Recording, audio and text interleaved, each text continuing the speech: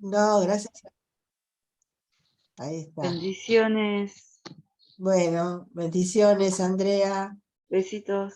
Bueno, ya que empezamos entonces este taller, este Rincón de María, donde siempre vamos a hablar de nuestra querida madre, y especialmente en estos últimos encuentros, estamos hablando de sus apariciones, ¿no? Ella viene como madre a darnos un mensaje, el mensaje del cielo, no es de ella, sino que ella viene en nombre de Dios, en nombre de su Hijo Jesús, para alentarnos, para también darnos un mensaje de conversión, de atención, para que podamos ver el momento de la historia en que estamos.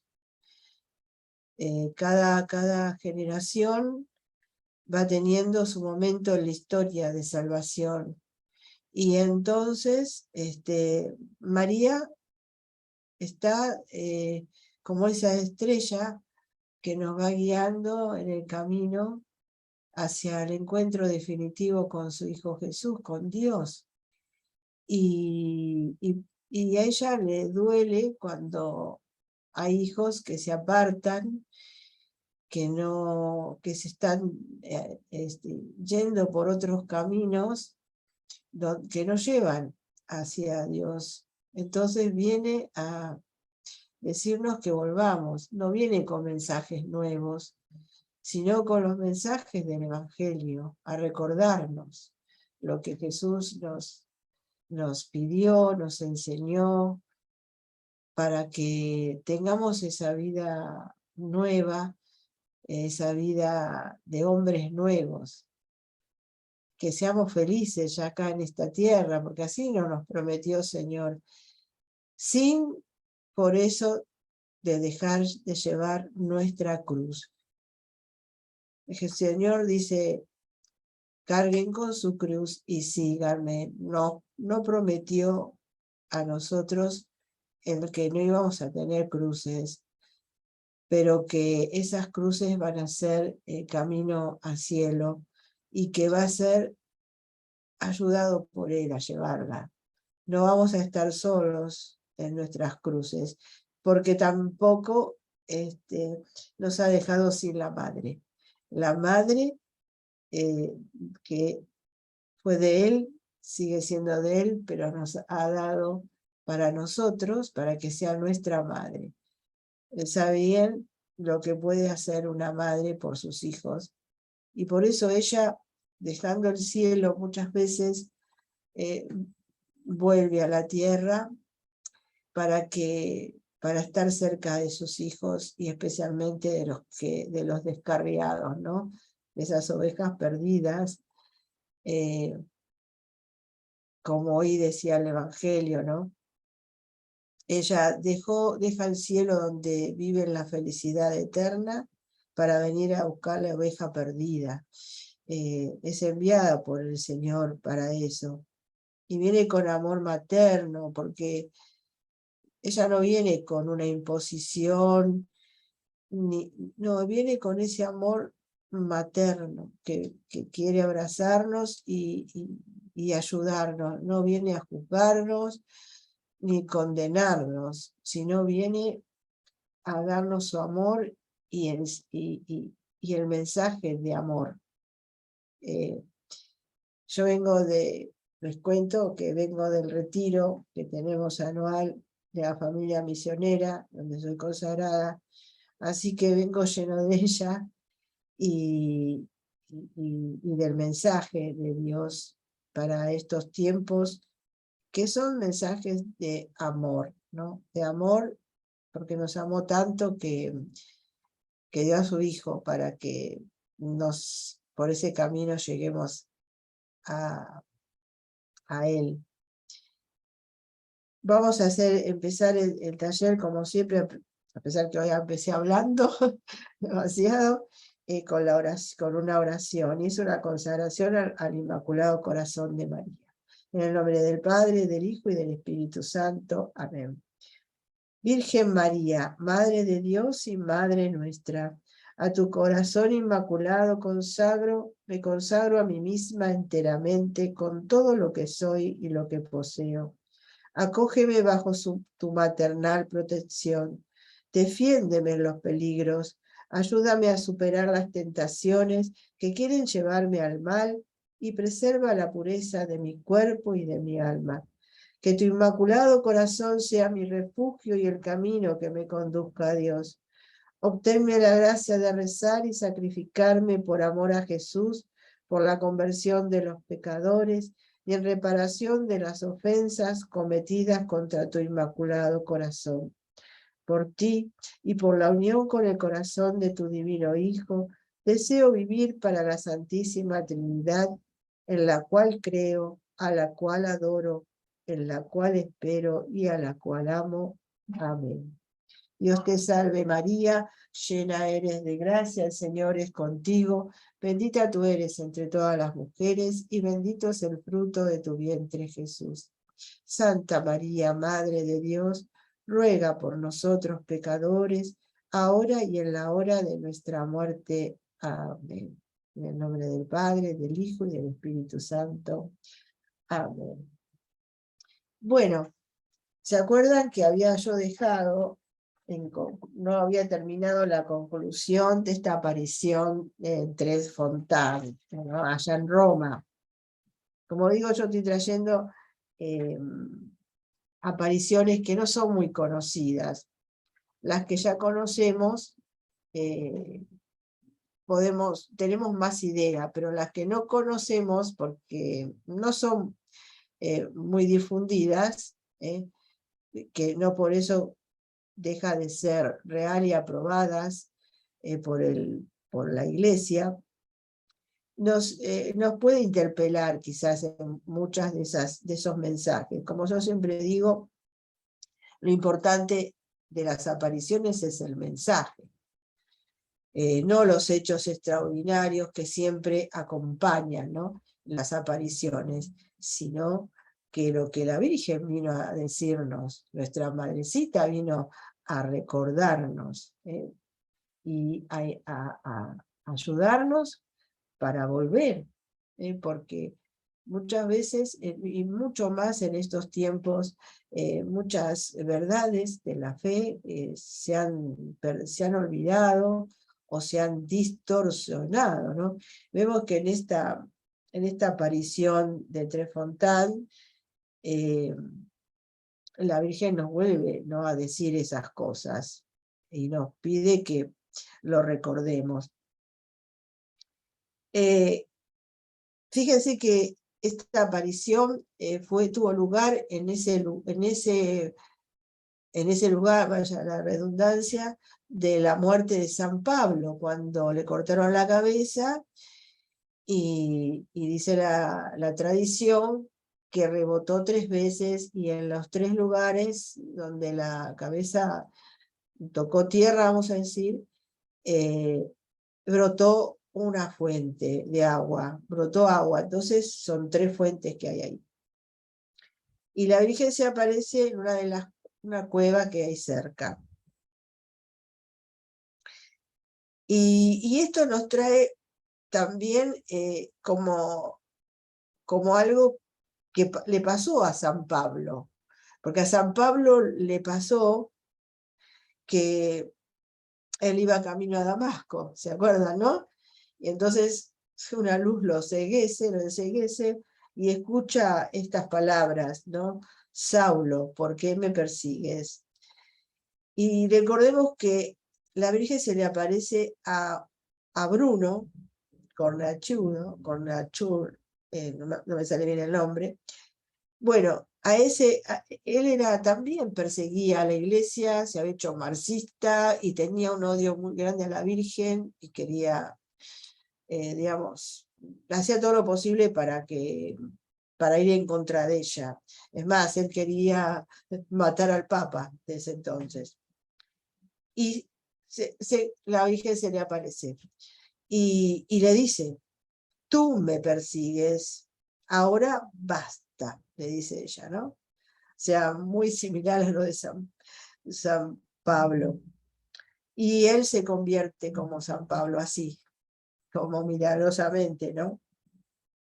Y también le dice, lo invita a entrar en la verdadera iglesia que ella llama Santo Rebaño, corte celestial en la tierra. La iglesia católica ella la llama Santo Rebaño, corte celestial en la tierra.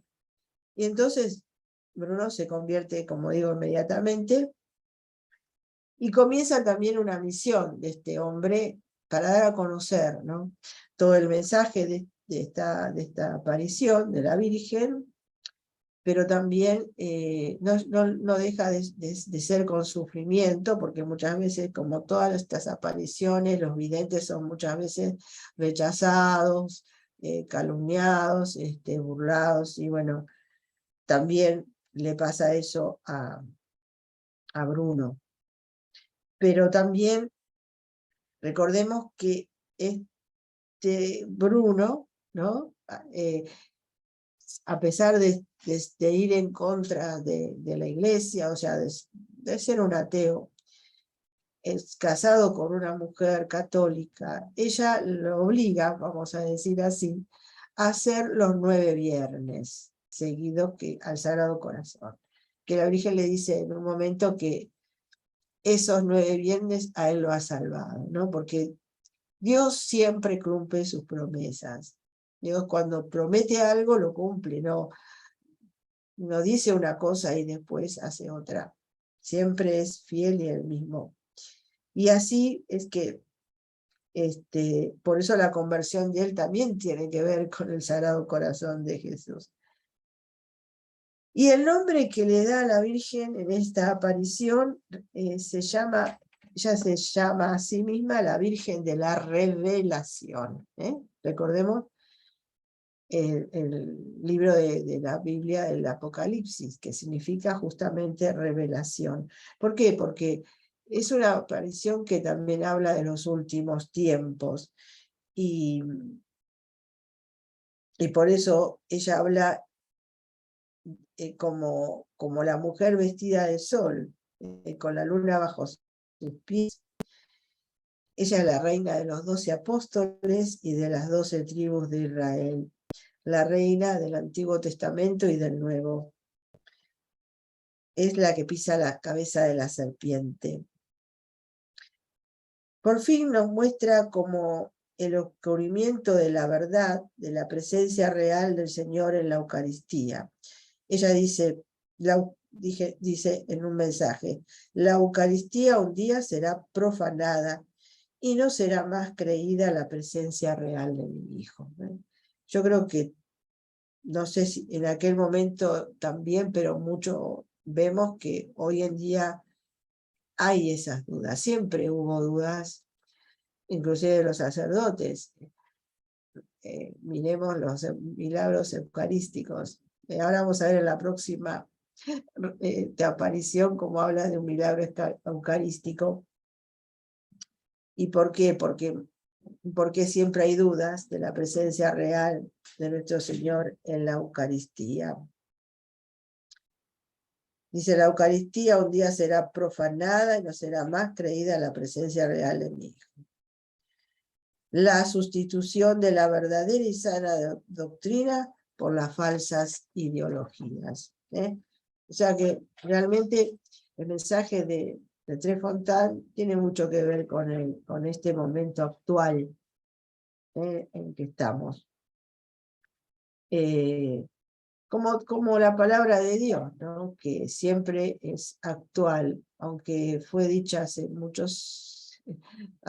2000, de la palabra de Jesús, digamos, del Evangelio, hace más de 2000 años, igual toda la palabra, ¿no?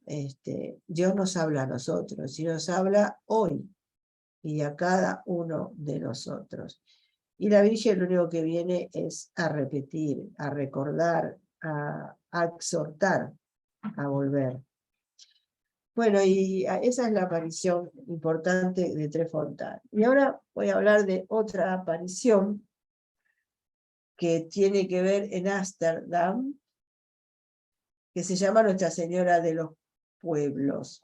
quizás alguno la conoce, Nuestra Señora de todos los pueblos, en la advocación, y es en esta advocación, esta aparición que tiene muchos signos,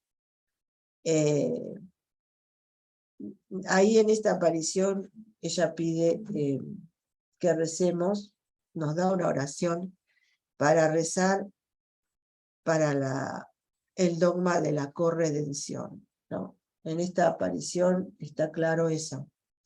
Nos pide rezar para que algún día, o sea, la Iglesia apruebe ese dogma de la corredención. Y esta aparición que es en Ámsterdam, aparece como siempre, y nuestra madre viene en momentos donde la historia de la humanidad anda con problemas.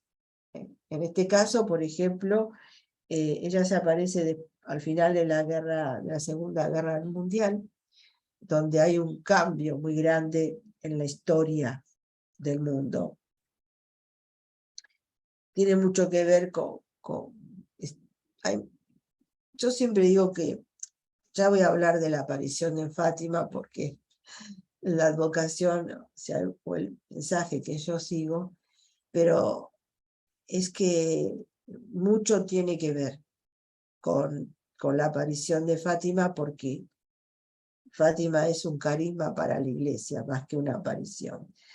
Y la Virgen, en las otras apariciones que siguieron o que estuvieron cerca de la misma fecha, no deja de tener mucha relación unos con los otros.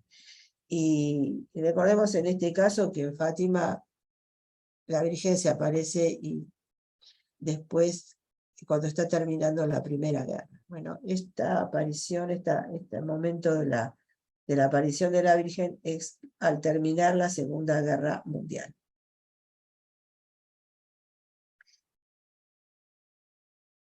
Tiene que ver también con Akita, porque Fátima, Akita, todos estos tienen que ver con este mensaje que la Virgen viene a traer. Dice que la vidente, la Virgen le dice a la vidente, que se llama Ida Perdeman, o Pirdeman, no sé cómo se pronuncia, que eligió esa ciudad por un milagro eucarístico que se había realizado 600 años antes, en 1345. Y este milagro eucarístico fue así. Se dio la comunión a un moribundo. Y el moribundo la vomitó. Y la señora que lo cuidaba tomó la hostia, la limpió y la guardó en un pañuelo hasta la mañana siguiente.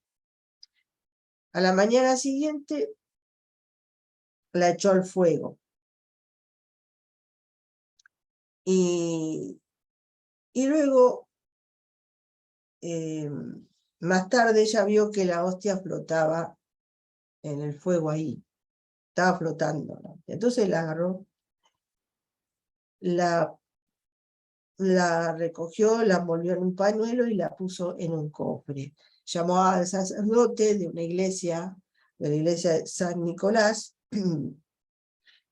cerca de ahí, y el sacerdote se la llevó a la iglesia, y de ahí que la hostia desaparecía, volvía al cofre de esta señora. Y eso ocurrió varias veces, lo que dio a entender que el Señor quería que se diera a conocer ese milagro. Y así se hizo una procesión y se llevó a la iglesia, y ahí quedó esta hostia que tuvo ese milagro, ¿no? Bueno, la vidente era la menor de los 5 de 5 hijos, que nació un 13 de agosto de 1905, en otro pueblito, Alkmaar, en Holanda. Bueno, poco antes que empezara la Primera Guerra Mundial, la familia Piederman se traslada a Ámsterdam. Ida tiene solo 8 años cuando su madre muere junto al dar a luz a otro hermanito, mueren los dos. Para sustituir a la madre, la hermana mayor es la que se encarga de cuidar a los 2 hermanos que tenía, o sea, también tenía un hermano, el hermano Piet. Sus 3 hermanas y su hermano Piet. La nena esta tenía 16 años y ya se tuvo que encargar de cuidar a sus hermanos, de ser como una madre para sus hermanos. El padre de la familia era un negociante de tejidos y muchas veces estaba fuera. Pero era una familia católica que iba a misa los domingos, rezaban antes de comer y bueno, ella, la vidente, iba a una iglesia de los dominicos donde tenía un sacerdote que la confesaba y era su director espiritual, el padre Free. Y dice, así transcurre hasta que Ida tiene 12 años. Y es precisamente el 13 de octubre de 1917 cuando, volviendo a su casa después de confesarse, algo extraordinario le espera. El 13 de octubre de 1917, la última aparición de Fátima. En el fondo de la calle, envuelta en una luz maravillosa, ve a una mujer de extraordinaria belleza y que en su mirada trasunta una dicha y una bondad inefable.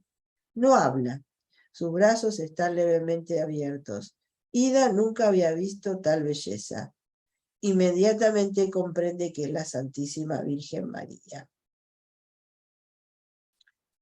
Ella, esta aparición con ese gesto tan amoroso de madre, ¿no? Ida se va a su casa muy contenta y le va a decir al padre, pero el padre, lógico, que le aconseja, no digas nada, porque te van a tomar como loca y se reirán de ti. Y dice, solo eso me faltaba. Así que ella no dice nada a nadie. Sin embargo, el hecho se repite otros 2 sábados. La hermosa señora se le aparece de nuevo, pero tampoco le habla, le sonríe y nada más. Y siempre es en octubre de 1917. El padre Free, confesor de Ida y consejero de la familia, es informado de tales hechos extraordinarios. También él le aconseja a la vidente que no diga nada, que se lo guarde para ella. Y que, es más, le dice, deja de pensar en eso. No le cree, por supuesto, no le cree. Luego,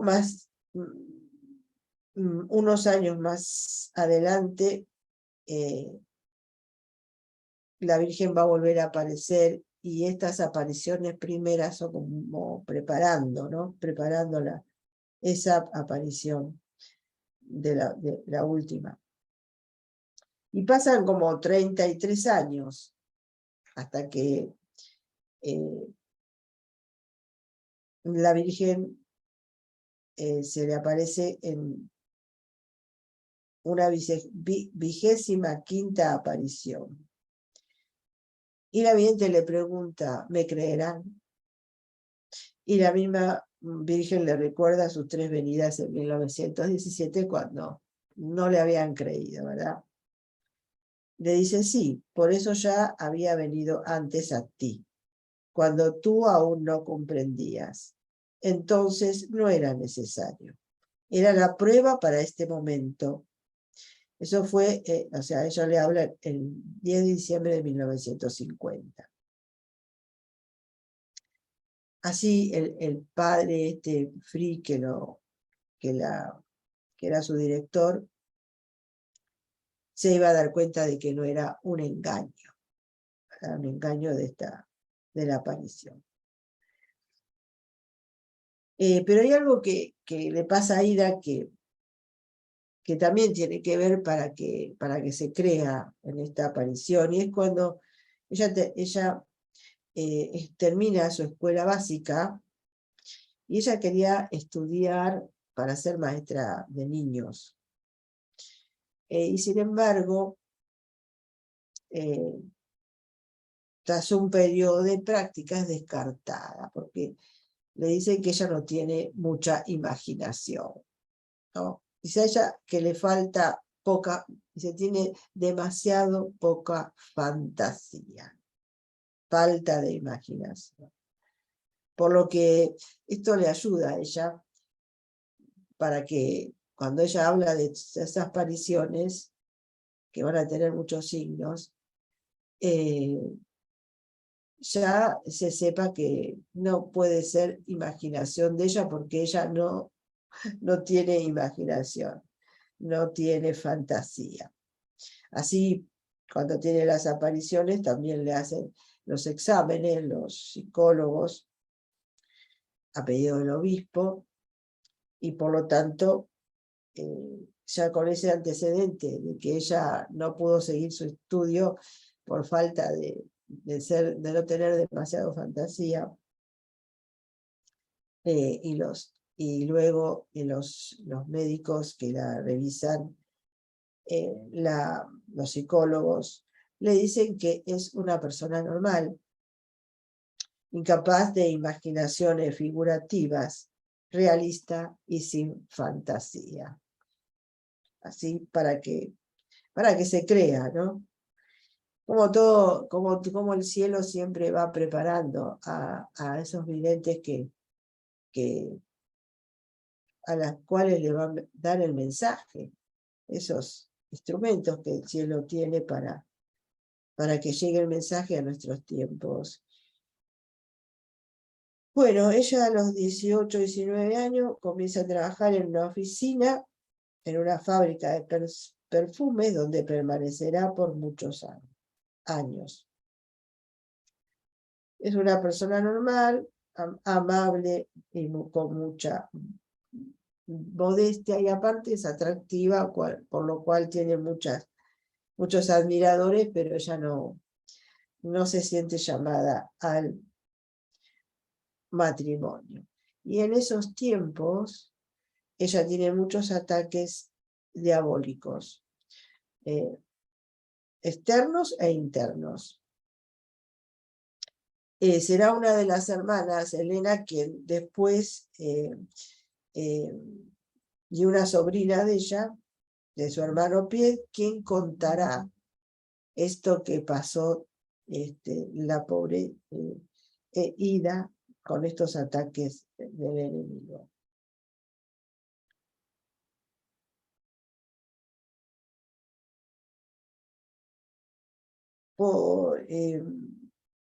A veces Ida era cruelmente atormentada por los demonios hasta en su casa. Su familia participaba en sus sufrimientos, como ha contado también su hermano Piet. Y, por ejemplo, el padre Free se preparaba en su parroquia para ir a visitar la familia. En ese momento, en casa, Ida empezaba a gritar y a maldecir. De repente, su fuerza física aumentaba tanto que podía levantar un sillón pesado sobre la cabeza. Su voz cambiaba completamente. Se conocen episodios semejantes en la vida de una beata carmelita que se llamaba Miriam de Abelín, del pueblo cercano a Nazaret.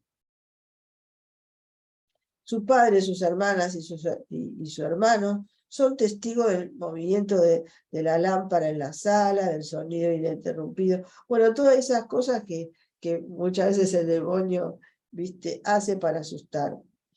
Y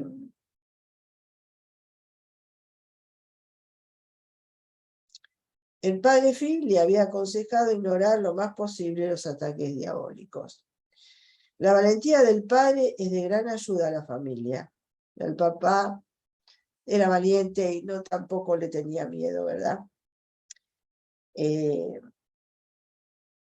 una ocasión, la familia oye de boca de Ida la horrible voz del demonio, llena de odio, que insulta al sacerdote.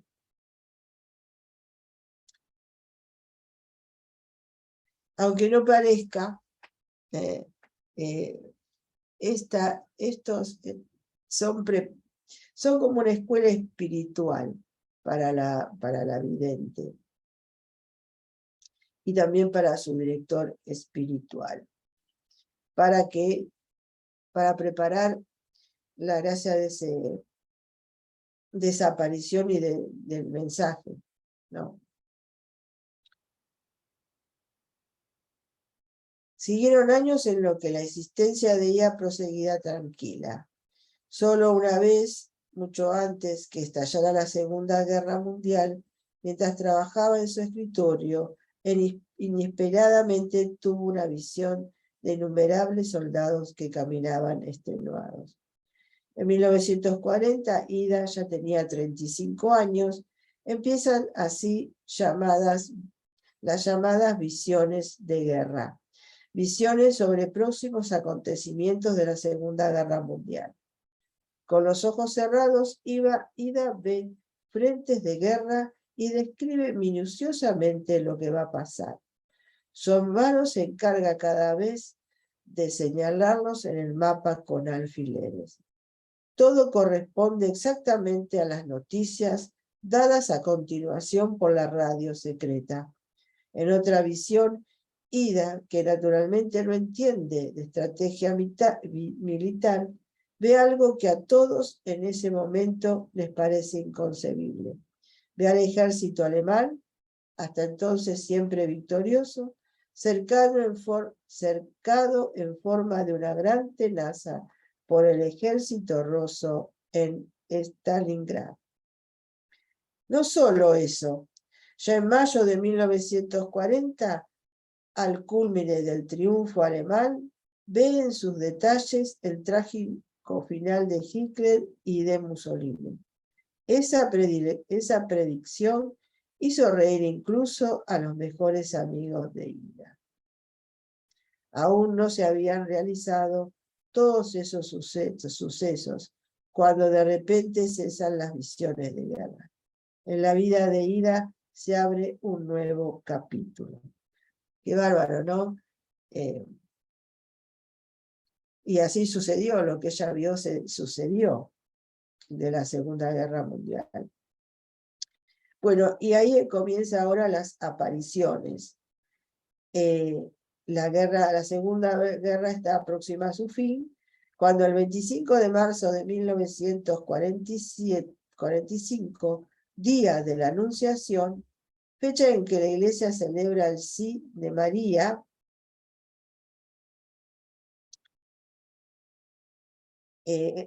dice así Ida: mis hermanas y yo estábamos sentadas alrededor de la calefacción conversando. Era tiempo de guerra y era un invierno de hambre. El padre Fritz se encontraba ese día en la ciudad y vino a visitarnos.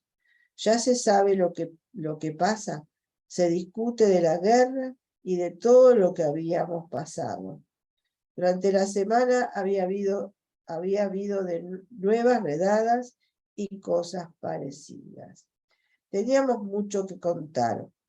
Estábamos discutiendo animadamente cuando de pronto, todavía no sé cómo, fui atraída al otro cuarto. Miré y de repente vi llegar una luz. Pensé, ¿de dónde viene? ¿Y qué luz tan extraña es esta? Me levanté y tuve que dirigirme hacia aquella luz. La luz que resplandecía en un rincón del cuarto se acercó. La pared desapareció de mi vista junto con todo lo que había en la habitación. Era un mar de luz y un vacío profundo. No era luz del sol, ni tampoco eléctrica. No sabía explicarme qué clase de luz era. Era, sin embargo, un vacío profundo. De ese vacío vi de pronto brotar una figura femenina. No sé explicarlo de otra forma. Vestía un hábito blanco largo, con un cinturón. Estaba de pie con los brazos abiertos, con las palmas de las manos abiertas hacia mí. La mujer, ante la pregunta de Ida, se da a conocer como la señora, la madre. Es la primera aparición de quien luego se revelaría como la señora o madre de todos los pueblos. A partir de ese momento y a lo largo de 14 años serán 56 las manifestaciones de la Virgen a su instrumento escogido. Así como instrumento identifica a la señora Ida, y en particular el 31 de mayo de 1954 le dice: tú eres el instrumento. Por medio de este instrumento, en un pequeño país que está al borde del precipicio, la señora de todos los pueblos dará cada año sus amonestaciones y su consuelo. Los mensajes. La peculiaridad de estas manifestaciones, sobre todo en los primeros años, estriba en el hecho que los mensajes son por medio de símbolos o imágenes, y por tanto el significado es hermético, apocalíptico, en el sentido de dirigidos a un futuro de calamidades, y metafórico. Ida no posee formación teológica y no es infrecuente que desconozca palabras de los mensajes como Paráclito o Rúa. No le corresponde saberlo, sino todo referirlo a su director espiritual. La Virgen la consuela diciéndole que no debe preocuparse y que Dios siempre escoge lo débil para sus planes grandiosos. Es un mensaje que le da el 15 de abril de 1951. También le dice: tú tienes una gran misión que cumplir. En total, 56 son los mensajes y pueden dividirse casi por la mitad, a partir de la proclamación del dogma de la Asunción de la Santísima Virgen del 1 de noviembre de 1950, por el Papa Pío XII. Es recién a partir de entonces que la aparición se da a sí misma el título de Nuestra Señora de todos los pueblos. Anuncia el nuevo, quinto y último dogma mariano, al proclamar por la Iglesia de María Corredentora, medianera y abogada, y da a conocer una oración y un cuadro, ambos asociados a Nuestra Señora de todos los pueblos. En el núcleo de los mensajes está el insistente llamado al amor y luego a la justicia y la verdad. Advierte a la Iglesia que la doctrina no debe ser cambiada, pero que debe la Iglesia modificarse y despojarse. Y por sobre todo, el mensaje recurrente es la cruz de Cristo al centro del mundo, la necesidad de sacrificio por amor. Nada cambiará, dice, hasta que la cruz no sea puesta en el centro. Desde mayo de 1954, la señora se aparece cada año el 31 de mayo, día de la visitación de María y fecha que, según revelación en uno de sus mensajes, será el día de la proclamación del dogma anunciado. Así que ella dice que ese quinto dogma será anunciado un 31 de mayo. Veremos, no sabemos todavía, no ha sucedido este dogma todavía. La Iglesia todavía no lo ha proclamado. Muchos de los primeros 25 mensajes dados entre los años 1945 y 1950 están relacionados con eventos futuros del mundo y de la Iglesia, y al ser sobre todo de imágenes, en su momento no eran de fácil interpretación. O sea que los mensajes eran imágenes que se le presentaban a la vidente, que no eran fáciles para poder discernir, ¿no?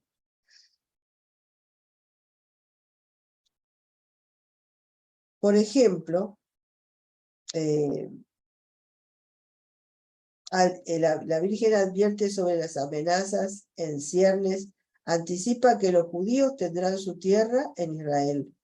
Además de la Guerra Fría, crisis monetarias y financieras acaecidas y quizá por acontecer, la guerra de los Balcanes y la caída del comunismo. O sea, ella va anticipando esto que después sucedió. Por ejemplo, con respecto a Israel, transmite la vidente, en parte del segundo mensaje del 21 de abril de 1945, lo siguiente. Entonces veo una escena de gente que huyen y se alejan, y en mi interior percibo, esto es el éxodo de los hebreos de Egipto. Mientras la Señora indica el éxodo, dice, pero Israel resurgirá. Y agrega Ida, sobre la escena del éxodo veo en las nubes una figura de Dios Padre. Se cubre los ojos con las manos y la Señora me dice, y Yahvé se avergüenza de su pueblo. El 1 de octubre de 1949, Ida tiene una visión referida a los Balcanes y relata, después veo de pronto los Balcanes. Hay lucha, están combatiendo de nuevo. La señora dice, hija, vendrá una dura batalla, una dura lucha. Esa lucha aún no ha terminado. Vendrán desastres de tipo económico y imperio de Inglaterra, y el imperio de Inglaterra se tambalea. El 26 de diciembre de 1947 también advierte sobre las armas bacteriológicas y otros inventos infernales. Entonces se me presenta una imagen extraña. Vemos que todos son imágenes, como que, y alguna explicación de la Virgen, ¿no? Hacia la vidente. Tengo que mirar el cielo. Parece que disparan algo en el aire. Algo pasa volando frente a mí, tan rápido que casi no puedo verlo. Tiene forma de cigarro o de torpedo, y es de color aluminio. De pronto veo que algo estalla en la parte superior. En la mano percibo diferentes sensaciones terribles. Primero, una completa insensibilidad. Estoy viva, pero no vivo. A continuación, veo imágenes espantosas de personas frente a mí. Veo caras hinchadas, llenas de úlceras, como una especie de lepra. Luego siento enfermedades terribles y mortales. Cólera, lepra, todo lo que esa gente tiene que sufrir. Entonces eso desaparece y veo cositas negras flotando a mi alrededor. Intento saber qué es, pero no lo logro. Parece como polvo muy fino. No puedo distinguir con mis ojos lo que es. Es como si tuviera que mirar a través de algo. Y allá abajo veo magníficos campos blancos y sobre ellos veo estas cositas negras, pero ahora agrandadas y como si tuvieran vida. No sé cómo explicarlo. Pregunto a la señora, ¿esos son bacilos? Ella responde muy seria, es algo infernal. Entonces siento que se me hincha la cara y todo el cuerpo. Siento que tengo la cara muy hinchada y toda rígida. No puedo moverme. Oigo decir a la señora, y eso lo están inventando. Y luego en voz muy baja, ese ruso, pero también los otros. Después dice con fuerza, pueblos, estáis avisados, y la señora se va. Esa guerra bacteriológica es lo que ve esta vidente y es lo que la señora también Nuestra madre le está avisando. La señora le anticipó también que habría un concilio en el Vaticano, al que asistirían obispos de todo el mundo. Es el Concilio Vaticano II. Es el 11 de febrero de 1951 y se lo muestra en el mismo mensaje y visión en que la señora revela su oración. Y da cuenta. Veo el Vaticano y entro con la señora en la Basílica de San Pedro. Caminamos por el pasillo del medio y nos detenemos más o menos en medio de la basílica. A ambos lados veo gradas, bancos que suben de forma escalonada. En esos bancos veo sentados cardenales y obispos con mitras blancas. La señora dice, fíjate bien, esos son los obispos de todos los países. Entonces veo al Papa sentado con una tiara. Está sentado al final del pasillo del centro. En torno a él veo un par de eclesiásticos de pie. En una mano tiene un cetro y en la otra mano la tiene con los dedos levantados, en la posición acostumbrada. El Papa tiene un libro grande y grueso delante de él. La señora dice, escucha bien, hija, ya ha habido cambios y otros están en preparación. Sin embargo, quiero traer el mensaje del Hijo. La doctrina es buena, no obstante, las leyes pueden y deben ser modificadas. Quiero decirte esto precisamente hoy, porque el mundo se encuentra en una gran revolución. Nadie sabe en qué dirección hay que ir. Por eso el Hijo quiere que yo dé este mensaje. En ese momento, la visión del concilio es interrumpida y la vidente es guiada ante la cruz para compartir un sufrimiento doloroso. Y ahora me encuentro de repente delante de una gran cruz.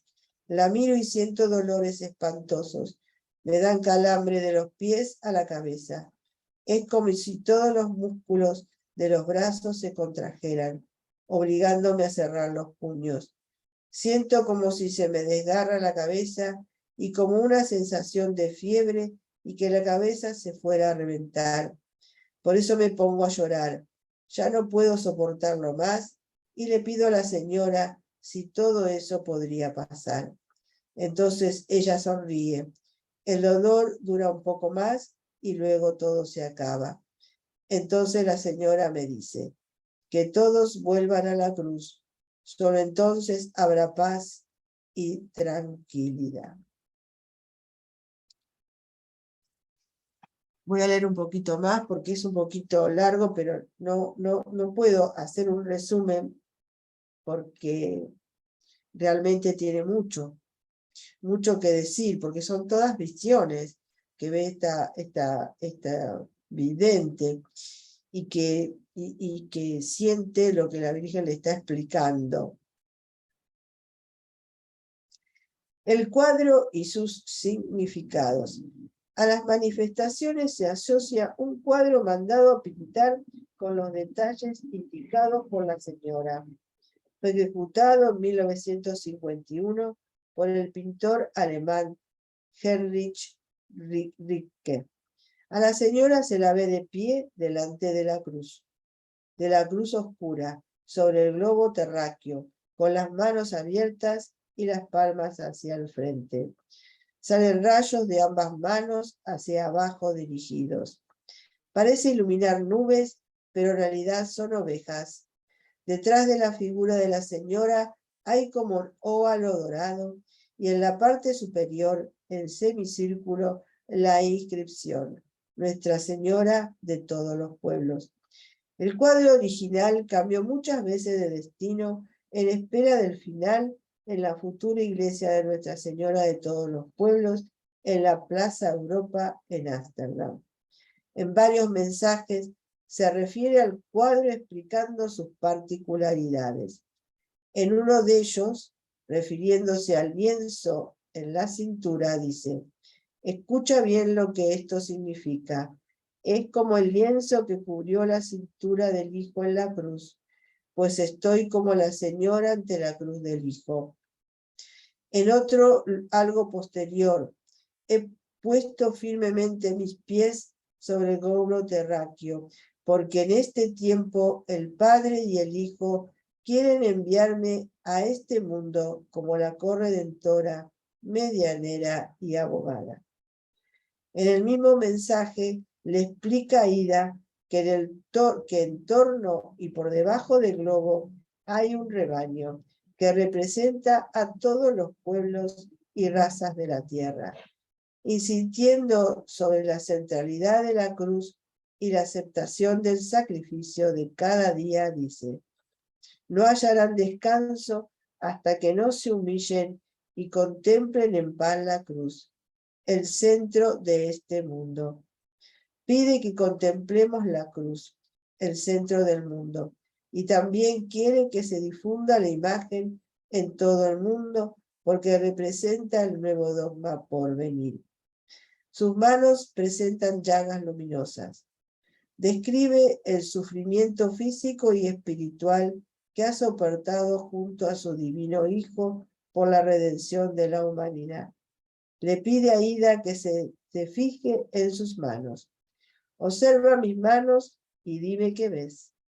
Ida ve como si hubiera habido una herida, y de ahí, de cada mano, salen 3 rayos que iluminan el rebaño. La señora sonríe y dice: estos rayos son los rayos de gracia, redención y paz. Nos hace acordar a la medalla milagrosa, ¿no? Que también le salían rayos de las manos. La gracia del Padre, la redención del Hijo y la paz del Espíritu Santo.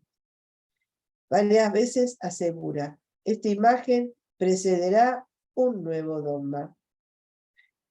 La Santísima Virgen está en el centro, pero no es el centro. Ella está en el centro participando como ninguna otra criatura de la obra de la redención. Está ante la cruz del Hijo porque es voluntad divina que sea reconocida como corredentora, medianera y abogada. La Santísima Virgen siempre nos lleva al Hijo y también aquí en Ámsterdam. La salvación está, como dice en un mensaje, no yo, sino la cruz. En el citado mensaje del 15 de abril de 1951, aludiendo explícitamente a la imagen, dice: esta imagen habla claro y desde ahora será llevada por el mundo porque el mundo nuevamente necesita la cruz. Sin duda alguna, que ver a la Virgen delante de la cruz y como acaparando la escena donde no se ve al Señor, causa al principio perplejidad.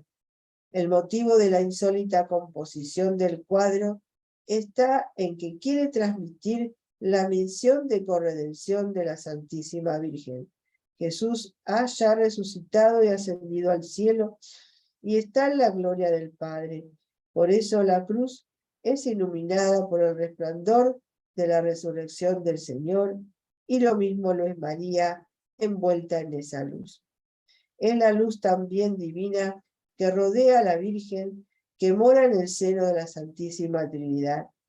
La Madre de Dios en el centro, delante de la cruz, quiere mostrarnos cómo la cruz del Hijo es compartida por la Madre, al punto que hay una sola cruz, porque María fue totalmente asociada al misterio de la salvación. Allí, en la cruz, han estado traspasados los 2 corazones. Allí donde Jesús obró la redención y María cooperó, es decir, obró junto y con el Hijo, en grado único y eximio, ofreciendo al Hijo y ofreciéndose a sí misma en el sacrificio del Gólgota. He aquí que la Madre está unida al Hijo en la misión de corredención. Las gracias que vienen del sacrificio del Señor en la cruz pasan a través del corazón traspasado de la Madre y de sus manos que distribuye a los hijos. Ella es además la Madre que con dolor nos gesta en la cruz, la Madre que intercede abogando por nosotros. Ella, para ello, para ser corredentora, medianera, alcanzarnos y darnos las gracias de la redención, y abogada que interviene en nuestra defensa e intercede por nosotros. Padeció junto al Hijo en la cruz. Bueno, ese es el cuadro, lo que significa el cuadro de la Virgen, que se hace pintar. Ya está así enfrente sobre el globo terráqueo y detrás está la cruz. Y esta es la explicación de lo que es el cuadro, ¿no?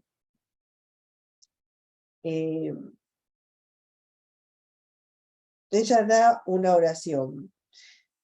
Ya desde su primer mensaje del 25 de marzo de 1945, la Madre de Dios le habla de su oración, como si ya se conociera, y dice: la oración tiene que ser divulgada. Deben pasar 6 años cuando Ida está en esos momentos en Alemania, significativamente el 11 de febrero, día en que la Santísima Virgen se aparece por primera vez a Bernadette en Lourdes de 1951 para conocer esta oración que le causa fuerte impresión. La oración está estrechamente vinculada a la visión que tuvo del futuro Concilio Vaticano II. En un momento y súbitamente se interrumpe la visión e Ida es llevada ante una cruz donde se siente tan dolorosamente unida al sufrimiento de Jesús y de María que echa a llorar. Así lo relata ella. Me hallé pues con la señora ante la cruz. Ella me dijo: repite lo que digo. Entonces la señora empezó a decir: Señor Jesucristo, Hijo del Padre. Pero ¿cómo lo decía? De una manera que te penetra profundamente. Nunca he oído a nadie en el mundo decirlo así. Manda ahora tu espíritu. La vidente se emociona, se siente penetrada por esta oración que la señora está hablando, la Virgen. Señor Jesucristo, Hijo del Padre, manda ahora tu espíritu, acentuando el ahora, y haz que el Espíritu Santo habite en el corazón de todos los pueblos, con el acento puesto especialmente en la palabra todos. También la palabra amén fue pronunciada por la señora de una manera tan bella, tan solemne. Mientras repetía todo, palabra por palabra, no me daba cuenta del significado de lo que decía.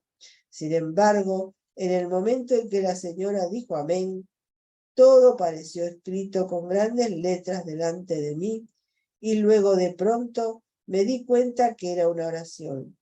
Lo extraño es que yo nunca tuve que aprenderla de memoria. Estaba como grabada en mi mente.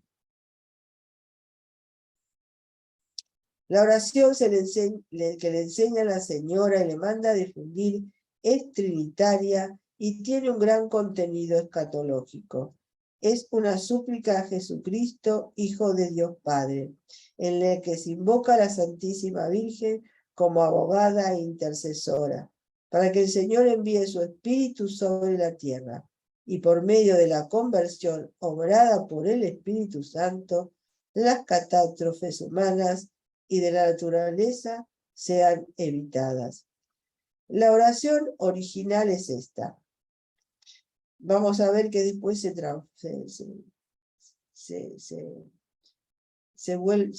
corrige. Señor Jesucristo, Hijo del Padre, manda ahora tu Espíritu sobre la tierra. Haz que el Espíritu Santo habite en el corazón de todos los pueblos para que sean preservados de la corrupción, de las calamidades y de la guerra. Que la Señora de todos los pueblos, que un día era María, sea nuestra abogada. Amén. Además, según el relato de Ida, de poner la Virgen gran énfasis en las palabras ahora, todos y amén, pidió que la oración fuera hecha ante la cruz. A algunos de nosotros, sacerdotes, obispos y también fieles, se nos presentó una dificultad con la frase que un día era María. Y otro tanto ocurrió con el obispo de Ámsterdam. Por eso fue consultada la Congregación para la Doctrina de la Fe, que en julio de 2005 pidió al obispo de Ámsterdam que quitara esas palabras por el riesgo de ser malentendidas. Es así que la actual oración oficial está reformada, diciendo que la Señora de todos los pueblos, la Santísima Virgen María, sea nuestra abogada. Esta oración, ella pide que la repitamos para atraer al mundo este quinto dogma mariano, que lo hagamos también delante de la cruz.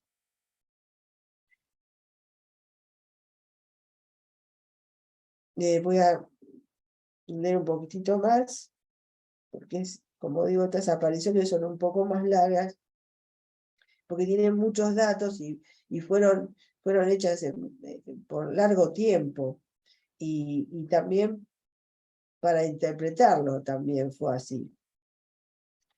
Las manifestaciones de Ámsterdam están asociadas primero al pedido de la Virgen que se proclame el dogma de María Corredentora, medianera y abogada, pero también lo están en la difusión de la oración dictada al vidente al retorno de la cruz como centro de la vida y con ella la centralidad de la Eucaristía.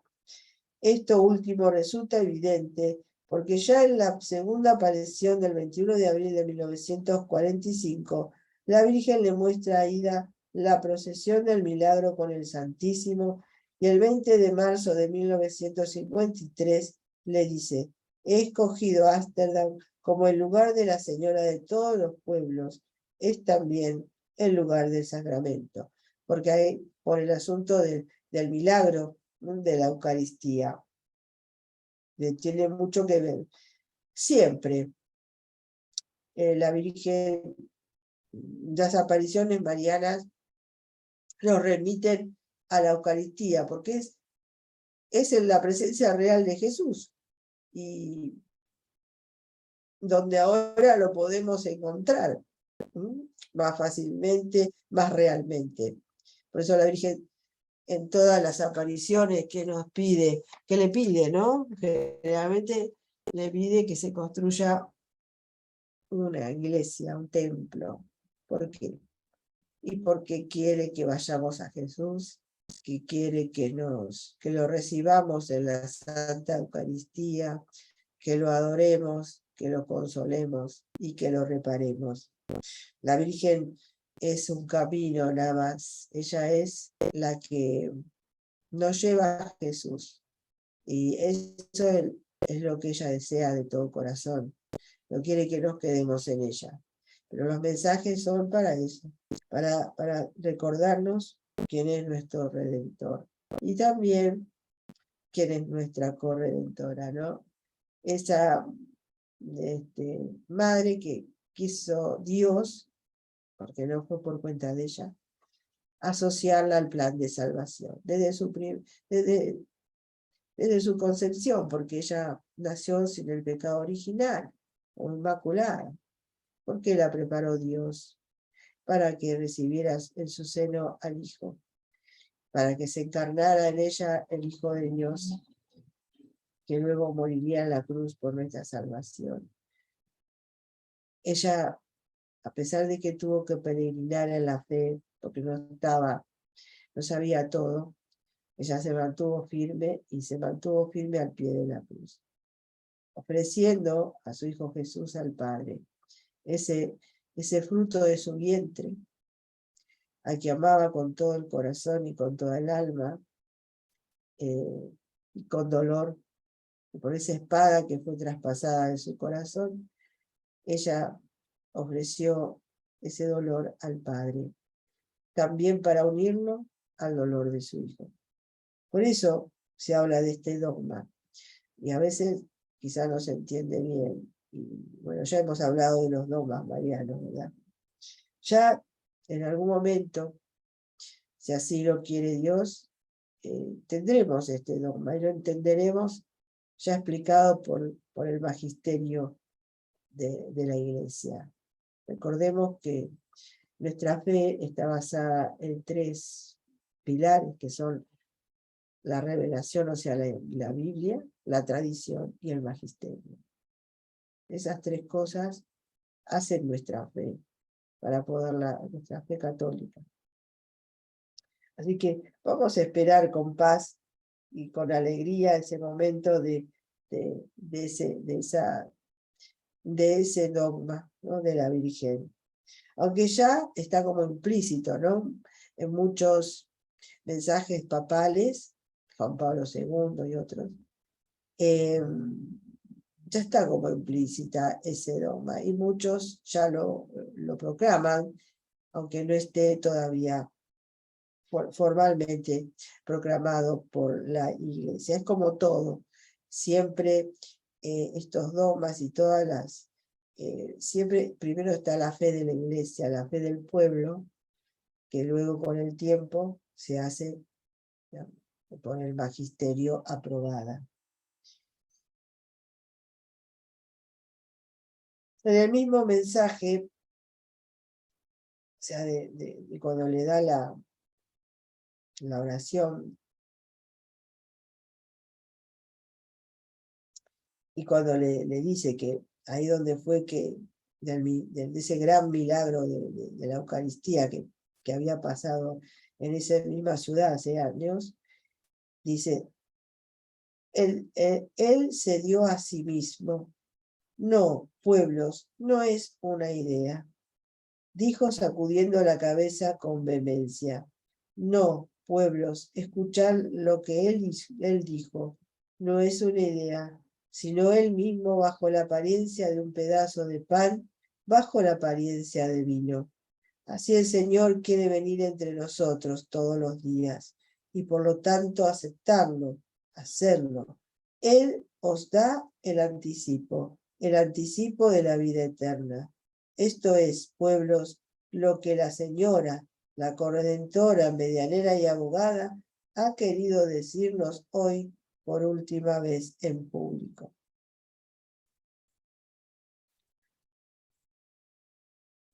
Ese mensaje fue el 31 de mayo de 1957.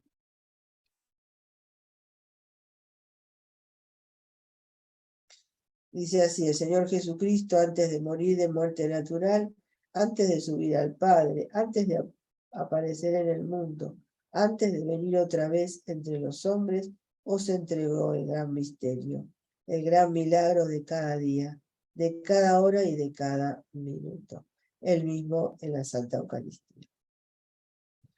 En el mismo mensaje, después de recordar a todos que habían experimentado ese año cuán potente es Satanás, se había lamentado de que cómo se trataban los sacramentos. También advirtió el peligro que corría el celibato desde dentro, agregando, pero si el Santo Padre, en este caso Pío XII, sabrá conservarlo a pesar de todo. Desde dentro, el ataque, ¿no?, al celibato. Podemos nosotros ir, si tenemos la noticia, tenemos que estar siempre atentos a las noticias de nuestra Iglesia Católica, ¿no? Y vemos muchas veces que estos mensajes como que nos están dándolos para estos tiempos, a pesar de que fueron dichos unos cuantos años antes. Particularmente importante es el mencionado último mensaje del 31 de mayo de 1959, por su asociación al misterio de la Eucaristía. Era domingo, hacia las 3 de la tarde. Estábamos todos juntos en la sala. De repente vi desde nuestra ventana que algo sucedía en el cielo. Del susto dije a mis familiares: «Mirad allá», y señalé el cielo. Fuimos todos a la ventana. Entonces vi de repente la luz, una enorme luz sobre la calle. No podía ni mirar y me cubrí los ojos con las manos. Los otros no veían lo que pasaba y preguntaban qué era. Yo me arrodillé y crucé las manos, pero me sentí obligada a mirar. Mientras miraba, me pareció que el cielo se rasgaba. Lo que vi era que realmente el cielo se rasgaba. En ese momento vi a la señora de pie y en toda su gloria.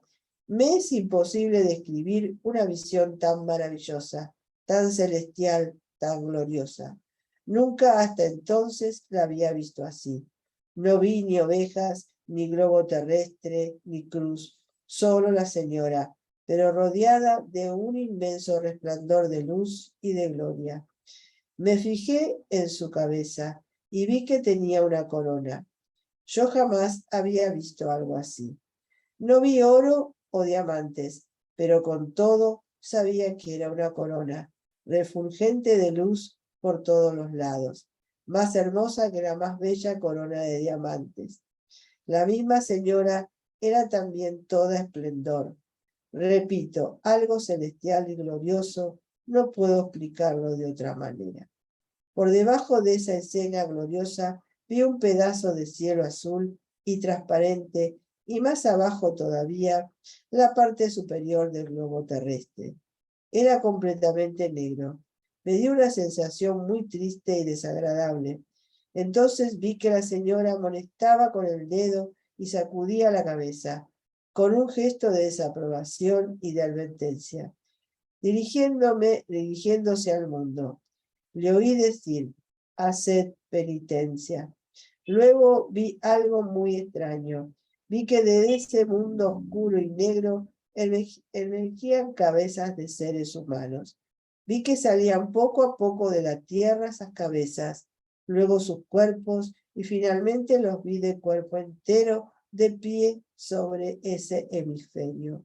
Mientras miraba pensé, ¿cómo es posible que existan tantas razas y gentes diferentes? Mientras contemplaba asombrada a todas esas personas, vi que la señora extendía las manos y las bendecía a todas, y ya no se veían tan tristes. Le oí decir, ofrecedme actos de reparación. De repente la señora desapareció y en su lugar vi una hostia. Era una hostia inmensa. Por eso vi que era una hostia común, como las de que vemos en la iglesia, de oblea o pan. Luego apareció un gran cáliz delante de la hostia y vi que el cáliz era de oro puro. El cáliz se inclinó hacia mí y vi que de él salían raudales de sangre. La sangre se derramó cayendo sobre la superficie del globo terrestre. Era una escena muy trágica. Yo me sentí muy mal. La sangre caía y caía. Esto duró largo rato, pero en un instante todo eso cambió y se convirtió en una sagrada hostia radiante y resplandeciente. Tanta era la luz que emanaba que tuve que taparme los ojos con las manos. No podía mirarla. Creí que me iba a quedar ciega, pero me sentí forzada a mirarla de nuevo. La sagrada hostia parecía ser un fuego blanco, con una pequeña abertura en la profundidad en el centro. No puedo explicarlo de otra manera. A continuación pareció que la hostia se abría de repente y que de ella salía una figura, una persona, como en el aire, tan impotente, tan majestuosa. Perdóneme, yo no puedo descubrir la grandeza y la potencia que esa figura irradiaba. Era demasiado majestuosa. Yo no me atrevía a mirar. Al mirar esa figura tan impresionante e imponente, de pronto percibí muy fuertemente en mi interior, es el Señor. Me sentí terriblemente insignificante ante su indescriptible majestad. Una especie de paño envolvía su cuerpo, descendiendo transversalmente desde su hombro al resto del cuerpo. Su rostro resplandecía enormemente. Sus pies estaban puestos uno sobre el otro, como en los crucifijos. Sobre sus pies vi las llagas, de las que brotaban haces de luz. Tenía las manos un poco levantadas, una más que otra. En las manos vi también una especie de llagas de las que también brotaban raudales de luz maravillosos. Yo veía una persona, pero el pensamiento me decía, y sin embargo son dos. El Padre y yo somos uno, pero al mirar veía solamente una. No obstante, mi pensamiento repetía, sin embargo son dos. Un instante después, en medio de ambas, salió una luz inefable, y dentro de ella, en medio de ambos. No puedo describirlo de otra forma. Vi aparecer una paloma, que rápidamente, como un rayo, se precipitó sobre el globo terrestre. Una luz indescriptible la precedía y un haz de luz la seguía. Aquella luz era tan resplandeciente que tuve que taparme otra vez los ojos, pues no podía mirarla. Me dolían los ojos, pero una vez más me vi obligada a mirar. ¡Qué gloria y qué potencia salía de todo eso! De esa figura suspendida en los aires, majestuosa y poderosa y sublime, y de aquella luz que ahora iluminaba completamente el mundo. Entonces oí decir, el que me coma y me beba tendrá la vida eterna y recibirá el verdadero espíritu. Después de haber contemplado todo esto durante un buen rato, la señora volvió con toda su gloria, como al principio, pero ahora pude ver claramente la diferencia de su gloria, si me permite decirlo así, y la gran potencia y majestad de la figura fluctuante en el aire. Era como si la señora se encontraba a la sombra del Señor. Fue la sensación que me dio. La señora se veía contenta, me miró con dulzura desde lejos y oí que me decía, adiós, y muy despacio añadió, hasta que nos veamos en el cielo. Esto me puso tan triste que no pude repetir las últimas palabras. Empecé a llorar porque sentí que esa fue su despedida para siempre. Muy lentamente vi desaparecer a la señora y después la luz. La Eucaristía, ¿no? Como en esa hostia está Jesús, pero también está el Padre y el Hijo. El Padre, el Hijo y el Espíritu Santo. Lo real, si lo pudiéramos ver, ¿verdad? Si pudiéramos tener la visión de esta vidente, de ver ese resplandor, esa luz, esa majestuosidad. Y ella también vio y nos cuenta acá que la madre, la Virgencita, ella es como que está, digamos, más opacada. Que su luz, a pesar de ser una luz radiante y gloriosa, no es la luz del Señor, por supuesto. Algo que es verdad. No podemos decir que no lo es. Es así. María es toda relación a Cristo. Depende de Él. Por eso su luz no es la misma. En uno de los primeros mensajes alude al sacrificio eucarístico. La señora planta ahora una cruz sobre el altar de los sacrificios. Entonces veo como si el mundo entero estuviera allí alrededor. Sin embargo, todos están cabizbajos y apartados de la cruz. Entonces oigo, venid fieles, y veo que se pasa un cáliz entre la multitud. Pero para una parte es inútil. Oigo decir, o sea, beben ese cáliz, pero para una parte de esas personas es inútil. La alusión al sacrificio de la misa es inmediata. La Virgen ya en aquella época denuncia el desaprovechamiento de la obra redentora del Señor que se hace presente en la Eucaristía, por la no participación al sacrificio que lo hace infecundo debido a la indiferencia y al rechazo de la propia cruz que debería unirse a la cruz de Cristo. Bueno, muchas veces vamos a recibir al Señor y somos indiferentes. No, si pudiéramos nosotros comprender que realmente está el Señor ahí, que es Dios al que vamos a recibir, que está lleno de gloria y de potencia y de esplendor. Quizás nos acercaríamos con más fidelidad, con más fervor y con un deseo inmenso de recibirlo con un corazón lleno de gracia, lleno de amor, a este Dios que quiso quedarse con nosotros hasta el fin de los tiempos en la Eucaristía.